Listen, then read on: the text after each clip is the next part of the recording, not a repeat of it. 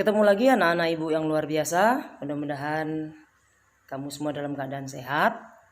Saya ucapkan terima kasih banyak buat anak-anak ibu yang sudah mengumpulkan tugasnya, yaitu mencatat materi tentang pengertian biosfer dan jenjang atau tingkatan organisasi makhluk hidup.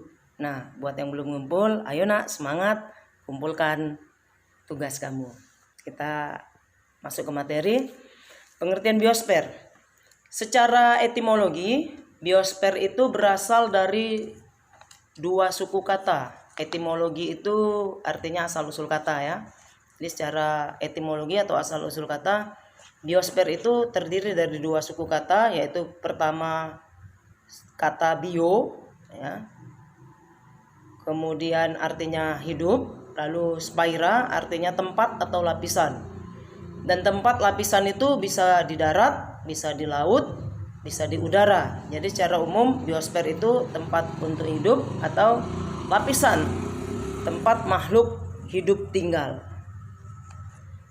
Yang tinggal di darat itu ada manusia seperti kita, kemudian ada tumbuhan, ada juga hewan-hewan darat.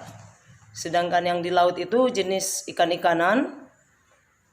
Tumbuhan juga ada seperti rumput laut misalnya. Kemudian yang di udara itu jenis burung-burung. Nah, kedalaman laut tempat makhluk hidup itu tinggal pada kedalaman tertentu, ketinggiannya juga pada ketinggian tertentu. Karena semakin tinggi suatu tempat, lapisan udara itu semakin tipis. Begitu juga semakin dalam ke laut suatu tempat itu, maka lapisan udara juga semakin tinggi, semakin rendah. Jadi semakin dalam suatu laut, makhluk hidupnya semakin sedikit, semakin tinggi suatu tempat juga makhluk hidupnya semakin sedikit. Mudah-mudahan anak ibu mengerti ya sampai di sini. Kita lanjut ke tingkatan atau jenjang makhluk hidup. Nah, tingkatan atau jenjang kehidupan, organisasi kehidupan itu secara umum terbagi 5. Yang pertama yang paling dasar individu, yang kedua populasi itu di atas individu, yang ketiga komunitas, yang keempat ekosistem, dan yang paling tinggi itu adalah bioma. Kita bahas dulu yang individu. Namanya pun individu ya, berarti tunggal, sendiri. Nah, individu itu bisa seorang manusia seperti saya sendiri gitu ya. Tidak ada orang lain yang dihitung di situ. Kemudian seekor ayam, seekor burung, seekor cacing, sebatang pohon misalnya. Nah, kemudian yang kedua populasi. Populasi ini adalah kumpulan individu. Individu yang sejenis, gitu ya. Jadi ada populasi kerbau, populasi harimau, populasi manusia, dan populasi ini jumlahnya bisa berubah. Mengapa berubah? Karena penyakit dia bisa berkurang jumlahnya. Karena bereproduksi ya, beranak pinak, jumlahnya bisa bertambah banyak. Contoh populasi manusia, karena kasus COVID-19 ini ya, jumlah manusia itu berkurang. Kemudian populasi komodo misalnya, ya, jutaan tahun yang lalu komodo itu banyak, tapi sekarang jumlahnya hanya hitungan jari. Itu.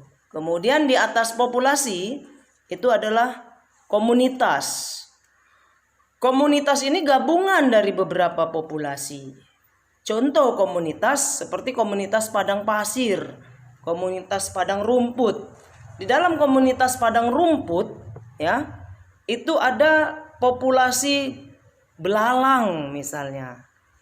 Di komunitas padang rumput ada komunitas capung. Di komunitas padang rumput juga ada populasi kambing misalnya begitu. Ya, mudah-mudahan kamu paham. Kemudian yang jenjang selanjutnya di atas komunitas itu adalah ekosistem. Ekosistem ini kumpulan dari komunitas. Ya, kumpulan dari komunitas yang saling memengaruhi. Di ekosistem ini ada yang namanya produsen, ada konsumen, ada pengurai. Ini saling mempengaruhi.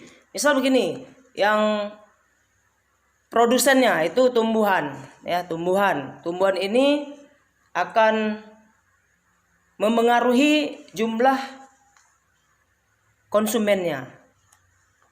Kalau tumbuhannya banyak, maka konsumennya, penikmat dari tumbuhannya juga bisa banyak. Nah, jika pemakan tumbuhan tadi juga banyak, maka yang memakan hewan, yang pemakan tumbuhan tadi juga banyak, ya. Jadi di ekosistem ini ada produsen itu tumbuhan, kemudian sebagai produsen tumbuhan itu, lalu konsumennya itu ada herbivora, pemakan tumbuhan, ada karnivora, pemakan daging, ya. Kemudian ada omnivora, pemakan segalanya. Dan di ekosistem ini juga ada pengurai. Mengapa pengurai ini juga penting? Karena jika tumbuhan sebagai produsen dan konsumennya itu tadi yang herbivora, omnivora dan karnivora tadi mati, itu harus diuraikan oleh zat pengurai. Makanya zat pengurai itu juga masuk di ekosistem. Nah, kemudian yang paling tinggi itu adalah bioma. Bioma ini wilayah atau tempat dari ekosistem itu tinggal yang memiliki wilayah yang luas, kemudian memiliki iklim yang sama. Contoh dari bioma adalah bioma hutan hujan tropis misalnya. Wilayahnya di Indonesia iklimnya sama-sama mengalami musim hujan dan musim kemarau. Ya, mudah-mudahan sampai sini anak-anak ibu yang luar biasa bisa memahami penjelasan dari saya. Ingat, ya, belajar di rumah tidak membuat kamu bermalas-malasan. Karena ketika Raden Ajeng Kartini dilarang untuk mengecap pendidikan karena beliau berjenis kelamin perempuan, Raden Ajeng Kartini malah mengumpulkan teman-temannya untuk belajar. Jadi ingat, situasi pandemi ini menganjurkan kamu untuk belajar dari rumah, bukan berarti kamu harus bermalas-malasan. Rajin-rajin berdoa, rajin-rajin beribadah, dan kalau keluar rumah selalu jaga jarak, jangan lupa pakai masker, kemudian sering-sering cuci tangan. Sampai ketemu lagi pada pertemuan berikutnya. Selamat siang.